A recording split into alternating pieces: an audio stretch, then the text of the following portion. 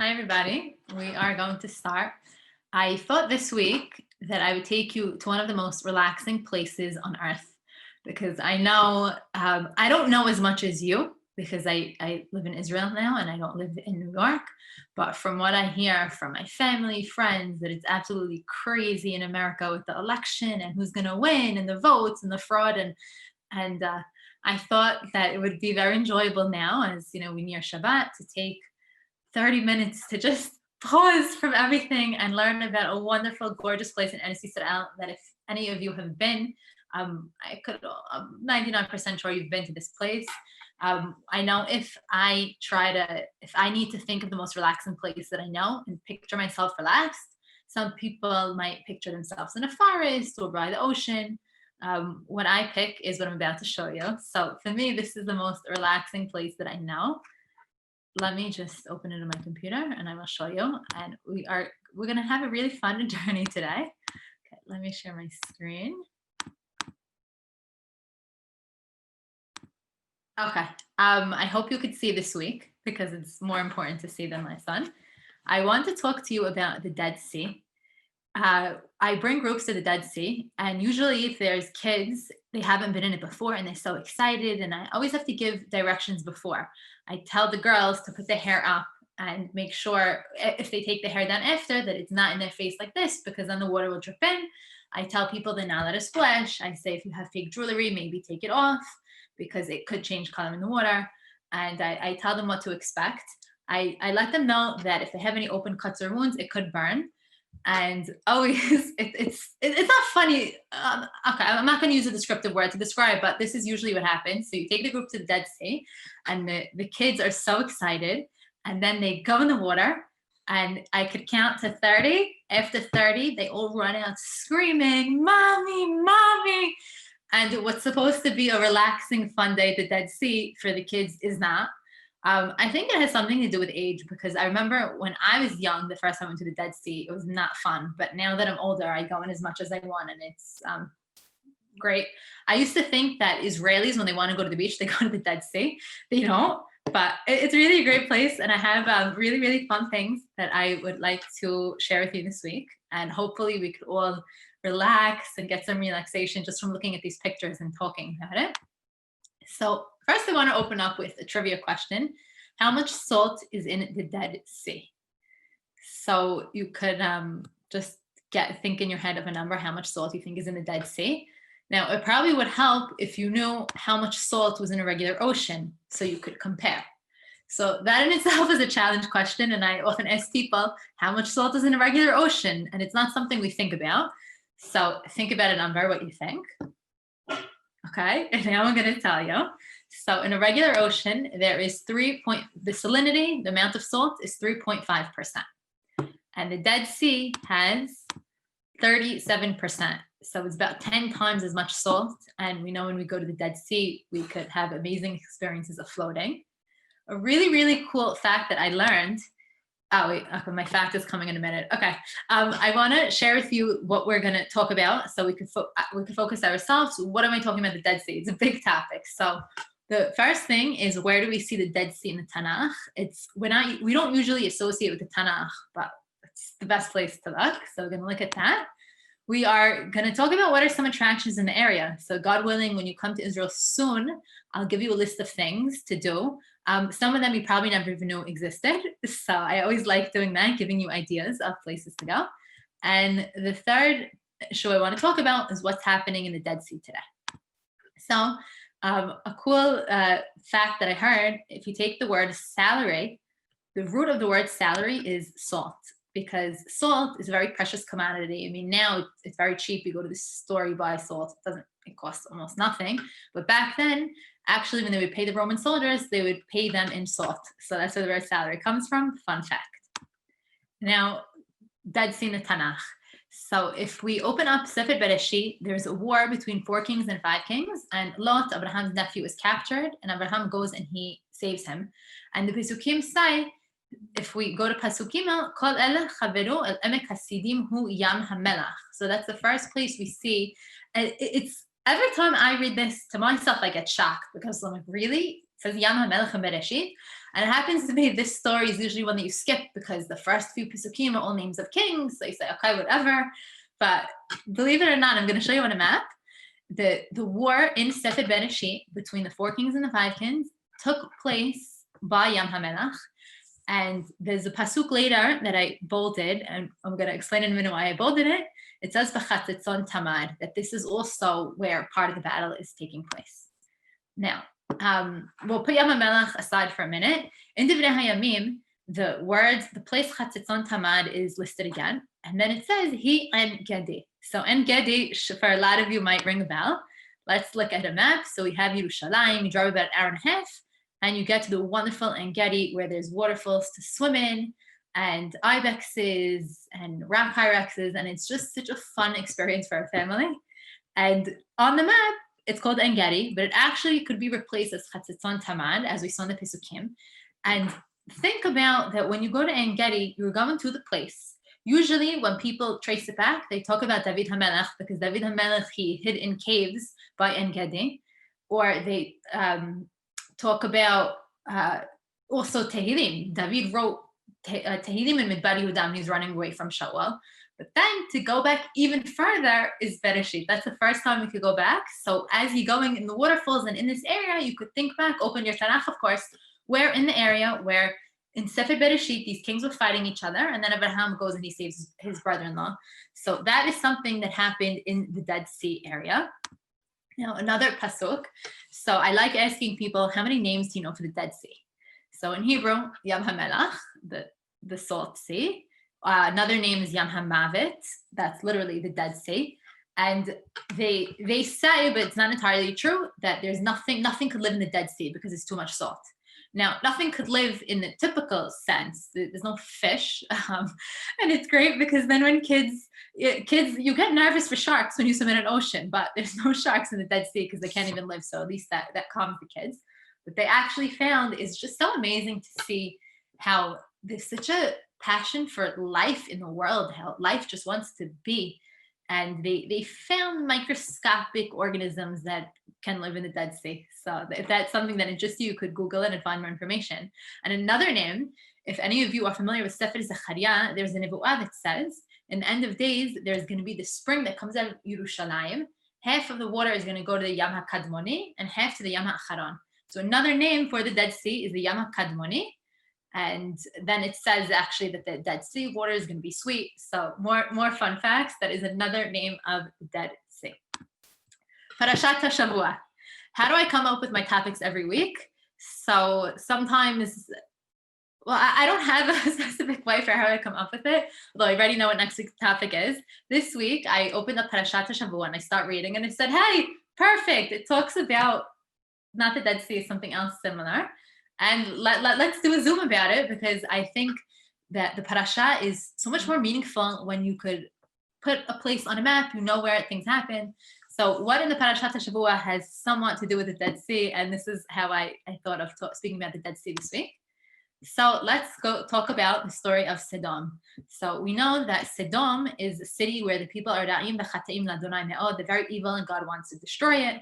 And Abraham prays to Hashem and says, please don't destroy it. If there's 50 tzaddikim, if there's 45, 40, 30, and he goes down. And in the end, God says, okay, if there's 10 tzaddikim, I won't destroy Sodom. And in the end, they do. So I want to look at a few pesukim with you. It says two malachim go to Sodom, and Lot is there. And God, when he's destroying Sodom, the pesukim are very explicit that God destroys it. Fire comes down, and everything is destroyed. All plants, nothing's growing there anymore. And of course, the fun, famous pasuk, "Vatabet ishto me'acharav v'tehi netziv melach," that Lot's wife turns into a pillar of salt. Where is Sodom? In previous Zooms and in Zooms in the future, I discussed how do we know when a place in Israel is really a place. And to know that a place is a real place, you need 3 things. One, Shimur Shem, that the name should be similar. A lot of times Arabs have very similar names, and they have this generation for hundreds of years, thousands of years. So we say, okay, that the name sounds similar. Another way is if they find archaeology that makes sense with the time period. And the third way is on the map. If it makes sense that it would be there, then most probably it's a place. Now, where is Sedom? Do we know where Sedom is today in Israel? Well, if you Google map Sedom, what you will see is, so 2 hours, and it's really 5 minutes, but when I edited on other stops, it made it longer. So I want to show you Jerusalem. You drive for about an hour and a half. You get to En Gedi, which we mentioned as Chatzitzon Taman, and most people are familiar with it because of the waterfalls. You continue a little bit more, 20 minutes to Masada, and then you continue another hour, and you get to a place known as Har Sedom. Is that the original Sedom? Is it original? So I spent some time speaking to different friends I have from the course, and there's a bunch of different articles written about the topic, is this Sedom or not? Now, I've been there twice, and I'm going to show you what it looks like. And this is one of the attractions, very big attraction that you could do by the Dead Sea area, although it is a drive. You see, it's an over 2 hour drive, but you can stop on the way, and it's a great place to be. And I've been with tour guides, and they explain, and they take out the Pesukim, and they discuss, is this Sedom, is it not? And there are people that say, yes, this is Sedom. There are people that say, no, Sedom is in Jordan on the other side. There are people that say that Sedom is up north. So we cannot say without a shadow of doubt that it's Sedom. We don't know. We do know it's in the general area. It is by the Dead Sea. That we do know, but where exactly, we're not sure. But still, I want to take you there. So let's see, if you go to the Dead Sea area and you want to do something really fun, and you say, hey, let's go to Har Sedom, what would you find? So attractions in the area. The area of Har Sedom is completely made out of salt. And if you'd like to experience hiking on a mountain of salt, and that is the place for you. I remember 13 years ago when I was in seminary, went to Shavim for Women, and we went hiking there. And remember the tour guide said, guys, you want to lick the wall? You could try it out, taste that it's salt. So the brave ones among us did it. And he goes, you know how many people lick that exact wall? There's no way of knowing that, but it's a really beautiful thing to have these beautiful, beautiful formations. And this picture, this is what you're looking at. How magnificent is this? This I took from when I was there with the tour guiding course. And you just see the mountains, the shapes in it, how wide and expansive it is, and how beautiful. I was always one of the people that was in the front of the group. So these are all the people behind, and you see how far back the slower ones are. And here's another picture, and look how beautiful it is. And you see the Dead Sea. That's me over there. This is one of the first few days that we took the course. My hair was also blonder, got darker now. Here's another picture of me hiking on Mount Sedom. Now, a really, really fun thing, they have one of the trails is called Shavil Hadagim, the path of the fish. And you can actually find, and when I was there last, which was 4 years ago maybe, the tour guide, he actually found one. You could find fossils of fish. And imagine how fun it would be. You're with kids, obviously old enough that could climb and hike, and they could find it, a fossil of a fish.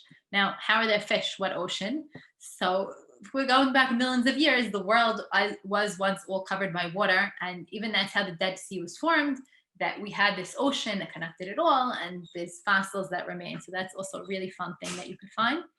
Now, I remember once I was speaking to a tour guide. This is when I was learning to be a tour guide. And I said, I don't understand.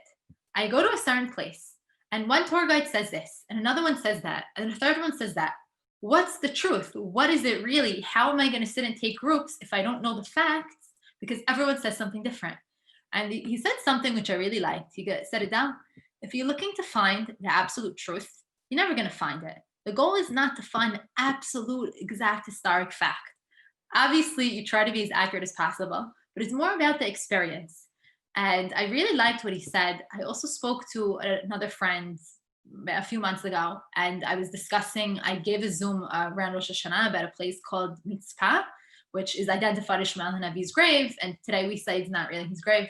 And I said, which is it? Because some people say that it is, some people say that it isn't. And what if everyone's praying and it's not really? And he also said something which I liked. He goes, Adele, this is what I tell my groups. We're going to a place, and it might be where Shemuel is buried, it might not, but we're sitting and we're talking about Shemuel, and we're talking about the qualities that he had and the kind of leader he has. How many other people do you know that you get to a place and you talk about them? So he said, I think that's what the value is. And I'd say the same for Sedom. Whether or not this is actually Sedom, the fact that you're getting to this place that's nicknamed that, it's general area, and now you're reading the Pesukim and you're talking about God destroying the city and all the themes related to that. There's value in that. So we still like to find the most accurate places. And next week, I'll give you a spoiler. It's Parashat Chayei Sarah, and we're going to be talking about Hebron. I could go on hours about Hebron, but I'm going to limit it. And there we are. It is one of the few places in Israel, Me'arat HaMachpelah, that we know 100% is where the Avot are buried. And I will explain how we know that next week. But I like that view that what's important is what we learn, what we talk about, and not always the exact historical fact. So one of the really fun things you can go in the area is you could hike by Har Sidon. And this is really, really fun. I remember I had an aunt that told me that when she was little, she wanted to go to Israel, and the only thing she wanted to see was Lot's wife. Because you learn in the Pesukim that Lot's wife, we see right here, she turned into a pillar of salt, and she wanted to see it. Now, this over here, you see this stone area, tall. This is what they identify as Lot's wife. You could kind of picture how it's a woman standing. Now, is it actually Lot's wife? If we geologically date this stone, it's existed thousands and thousands and thousands and hundreds of thousands of years before Lot was even alive. So it's not really his wife, but how cool is that? You're driving down the street, you're talking with your kids, with your family about Torah, and you say, look at this, it's the right area, that could be Lot's wife. And it is made purely of salt. Now there's dirt on top, but it's fully salt. So that's also fun. I love how Israel, even that, they managed to find. That's Lot's wife over there. Okay. What else could you do with the Dead Sea that is super fun? You can go on a boat ride. Most people, when they hear this, they're shocked. What do you mean you can go on a boat ride? I know on the Kinneret, you can go on a boat. People do that a lot. They go and have a dance party on a boat in the Kinneret, the Mediterranean Sea. But the Dead Sea, a boat ride, yes, you can go on a boat ride. If you want more information about it, you can always ask me, or you could Google it. It'll come up. There's a few companies that do it. And I've experienced it once, so I could tell you firsthand what it's like. You go on the boat, and first of all, you feel so cool because you don't see other boats. It's when you're on the Kinneret, sometimes you'll see other boats and people, and the Dead Sea is pretty empty. There's not heavy traffic. So it's really fun that you're the only ones there. And the guide, or the driver, who's usually the guide, he takes you around to spots that you could only get with on a boat, and he shows you these amazing formations, and then you go swimming in an area that no one could reach by foot. And it's a really, really wonderful experience. So next time you come to Israel, if you have not gone on a boat ride in the Dead Sea, put it on your to-do list. So now I'm giving you more things to do. Okay. What is happening to the Dead Sea today? So most people have heard, now you could see, a lot of times when I'm with groups, they'll say, when I was here 20 years ago, the Dead Sea was up to there. And you really could remember back. I know I say that about En Gedi, that the water, when I remember, was higher. I would never tell that to people because how annoying is that? What, I'm going to be like, guys, the water used to be higher. Why disappoint people? It's also like a lot of times when I was learning to be a guide, we'd get to a viewpoint and the tour guides would always say, on a clear day, they always say you could either see the Dead Sea or the Hermon. If it was clear today, if it was clear. And I always thought, why are you disappointing us? We don't know what you could see. Just don't tell us that. So I try to take that approach to not disappoint people by telling them things they could see if the weather was better. But what is happening to the Dead Sea? So you see from these pictures how it's shrinking. And the last picture is what they think might happen in 2050. Now, is that really what's happening? Are there steps that we could take? So I want to first show you some more pictures of what it's like, and then I want to talk about what steps are being taken, if any, to stop the Dead Sea shrinking. Okay, this rock I love, love, love. It is this, you could only find it if someone on the bus knows about it, and even to spot it, and I'm going to zoom out so you can see exactly where it is. It's very hard because the driver is not really allowed to stop. So I like prepping people, guys, in 10 seconds, everybody look quick. So what is this rock? And I just love it. I'm so excited by this rock. It's just amazing. So you see these two black lines, and in red, there's the letters PEF. And you see on the bottom, there's the date 1917. In the 1900s, from about 1900 to 1930, there was this British organization called the PEF, the Palestine Exploration Fund. And what they did was this group that they wanted to come to Israel and they wanted to study the topography of Israel. And they looked at the Dead Sea and they said, we want to know how high the Dead Sea is. So as you see here, they made a line in 1917. I can't say with 100% certainty if the 1917 is I think it makes sense to be this upper black line, but I can't say that I'm 100% positive. So they made a line. Now, where is this line today in relation to where the Dead Sea is? So I found this picture online. I'm not claiming any ownership of it. A photographer named Hanan Issachar took it. Look over here.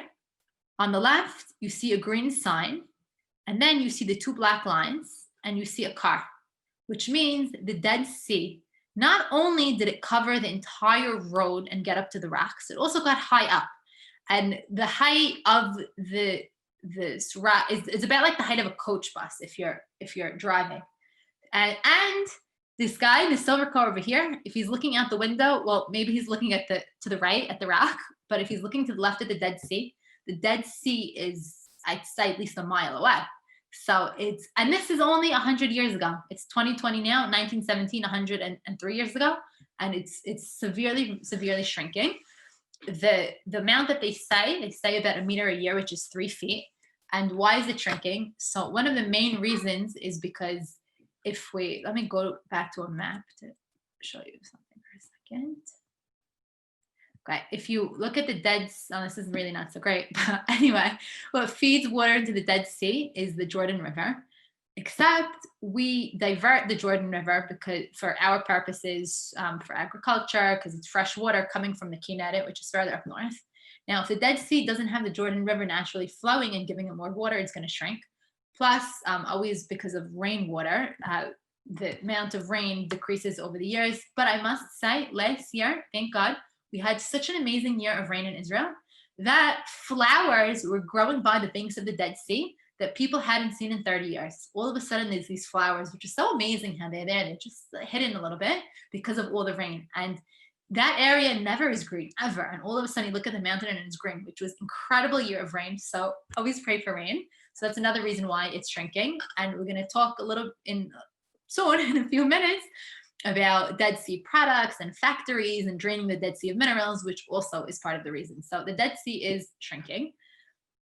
Let me go back to where we were. So that's one of the things that's happening today. PEF rock we spoke about. Another phenomenon because of the shrinking Dead Sea. So this sign, it's an old sign because now they have a smaller sign that's colorful. I couldn't find a picture of that, but if you look at it, Zehirut ezod bol anim lefanecha, beware sinkholes area ahead. Because the Dead Sea is shrinking, there's something created called a sinkhole. Here's a picture. It's from far, anytime you see these big, huge holes in the ground, that's a sinkhole. Here, I'll let you look at it another second. Here's the Dead Sea over here. The Dead Sea once covered it all, receding, and now we see the sinkholes. And here's an example of one. Now, what causes a sinkhole?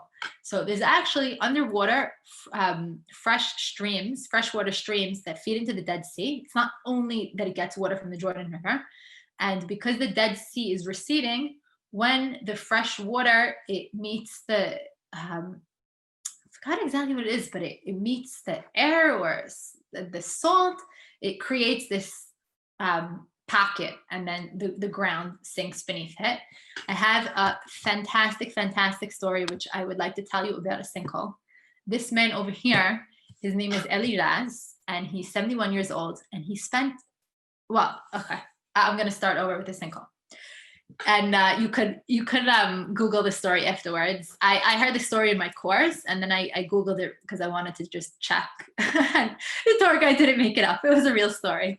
So in 2003, this man over here, he decided, he was from nearby, from Kibbutz En Gedi. He decided that he wanted to go explore sinkholes. He was a geologist, and he takes, remember exactly what he took because it's very crucial to the story. He took his camera, he took a pen with him, toilet paper. He took a cell phone because it was 2003, but the cell phone part's not so significant after. And he leaves his house at 6 in the morning. He tells his wife, he tells her bye, and he goes out to explore sinkholes. He parks the car, he starts walking, and a few minutes later, the ground opens up beneath him and he starts sinking. Now, he knows that one, he could scream, but there's no one in the area.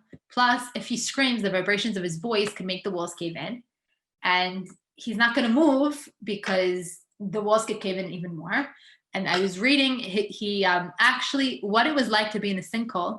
Now, he's there, altogether he was there for 14 hours. And he says, that's it, no one's going to rescue me. So what he did is he took the pen that he had and the toilet paper, and he started writing a goodbye notes to his family.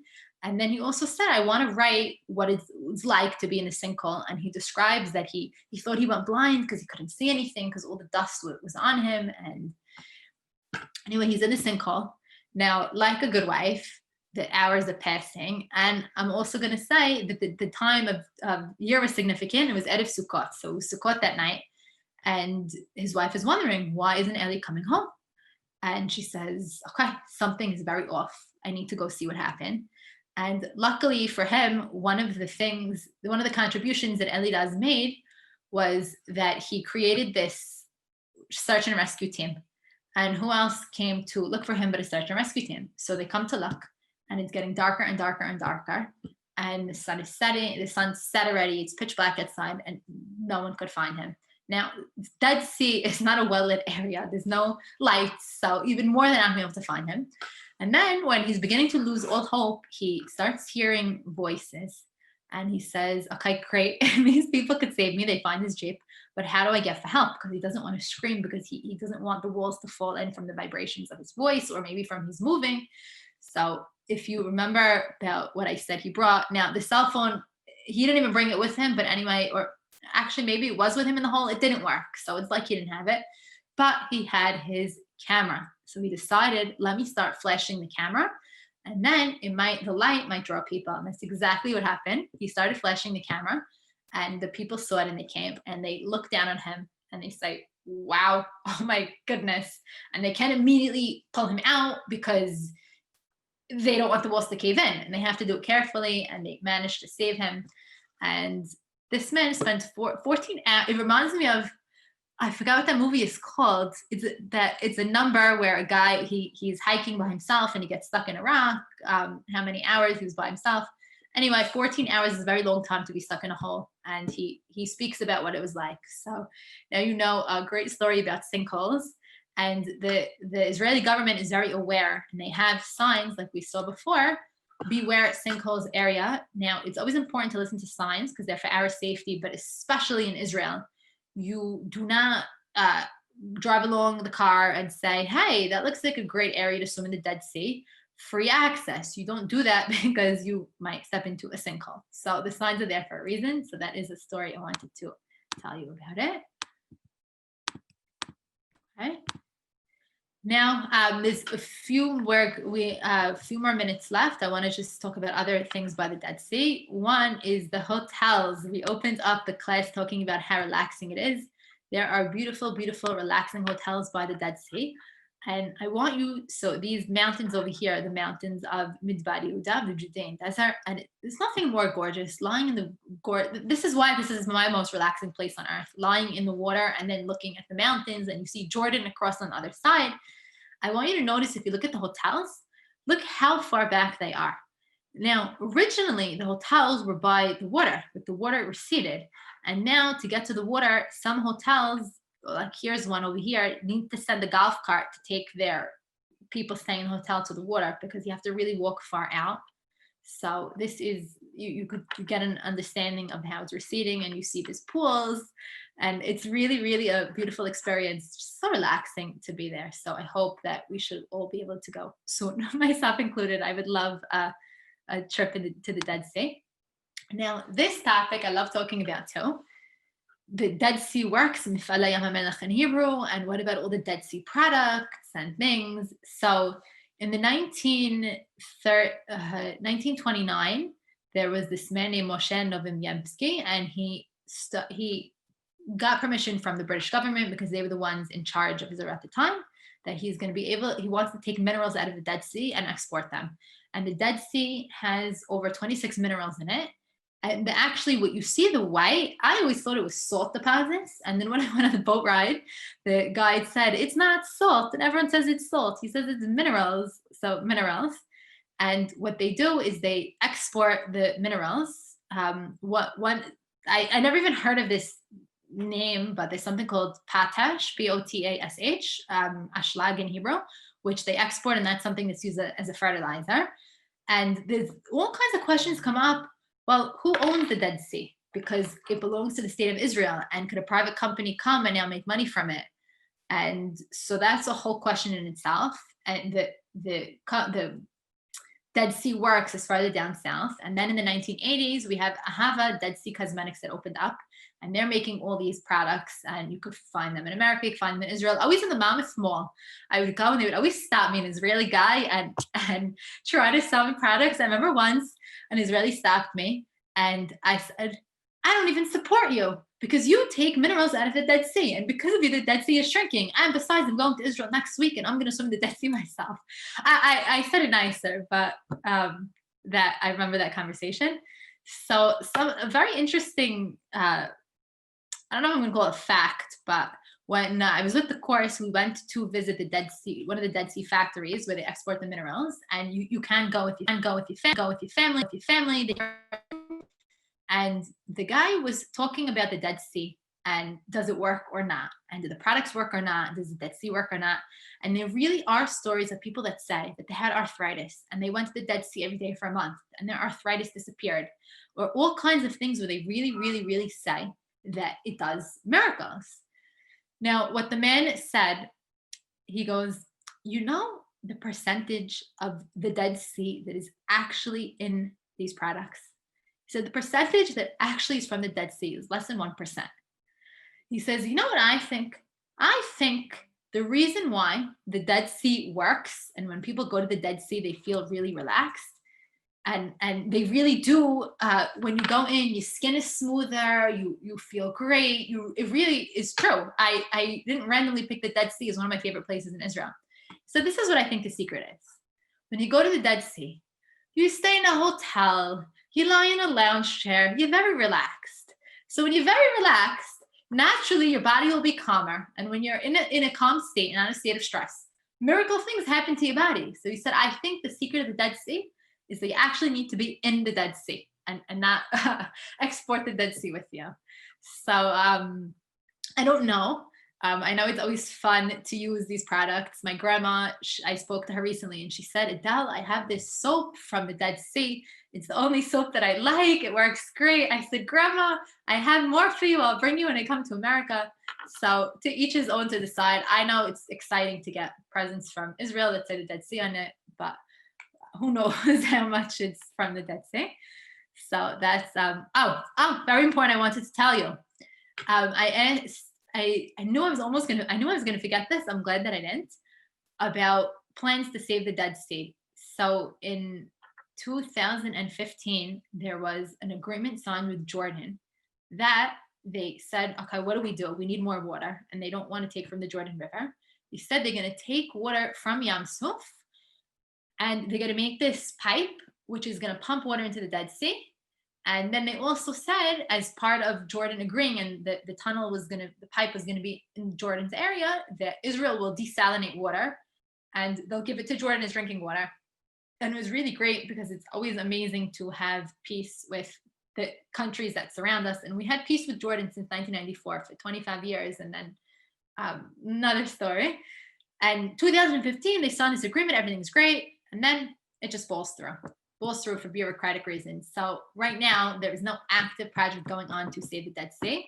So I'd say the active project could be, of course, to always pray for rain and also pray that we could find ways to work with everyone and come up with real solutions. I'm really confident that we will, because there's so many smart people, scientists, and they'll find a way. But it's sad that it's shrinking because it's a gift from God. So I want to just summarize what we spoke about. We started out by saying that the Dead Sea is 38% salt or 37% salt, which is way more than 3.5% of a regular ocean. We spoke about Yad HaMelech and the Tanakh. We said the war with the 4 kings and the 5 kings. And we said it's mentioned also in Sefer Zechariah. And then we spoke about this week's parasha, where we saw Sedom mentioned. Now, we don't know exactly where Sedom is, but we know the general area. And we spoke about some attractions that you could go hiking. Maybe you'll find the fossil of a fish. It's a beautiful hike, salt caves. You could see Lot's wife. And another attraction we spoke about is a really fun boat ride in the Dead Sea. We spoke about now the Dead Sea today, that it's shrinking, about the sinkholes, the hotels, the factories.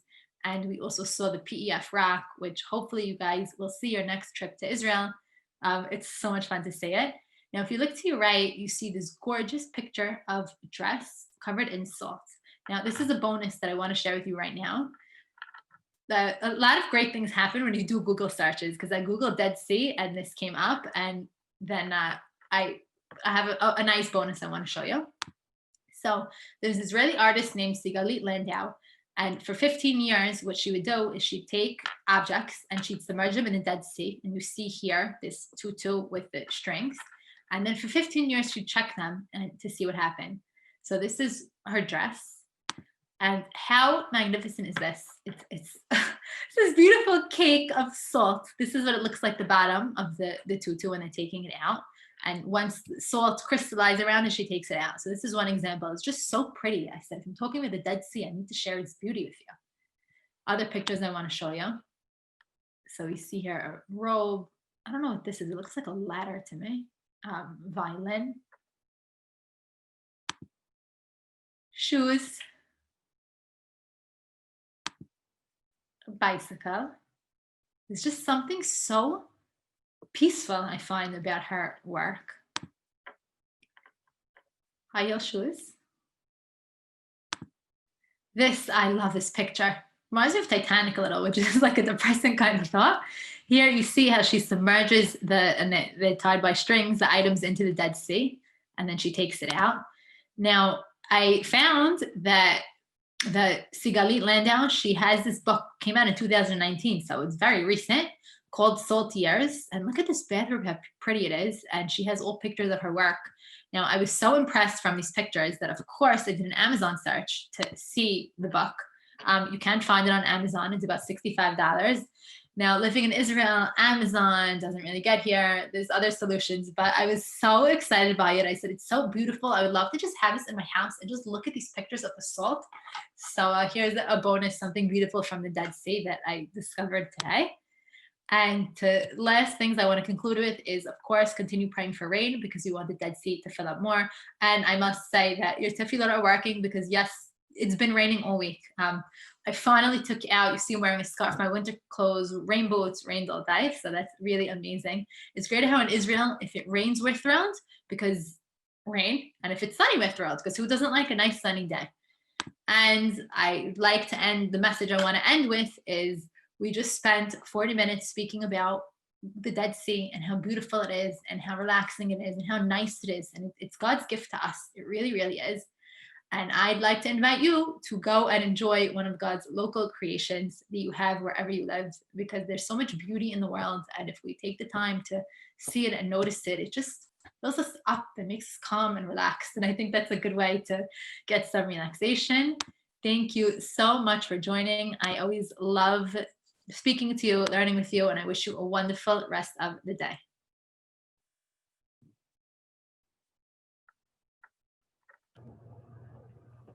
You're welcome. Hi, Adele. Thank you. Hi, you're welcome. Thanks for joining. Can't wait to go. Me too. One of my favorite spots also. Amazing. All right, take care. Bye. Be well. Bye.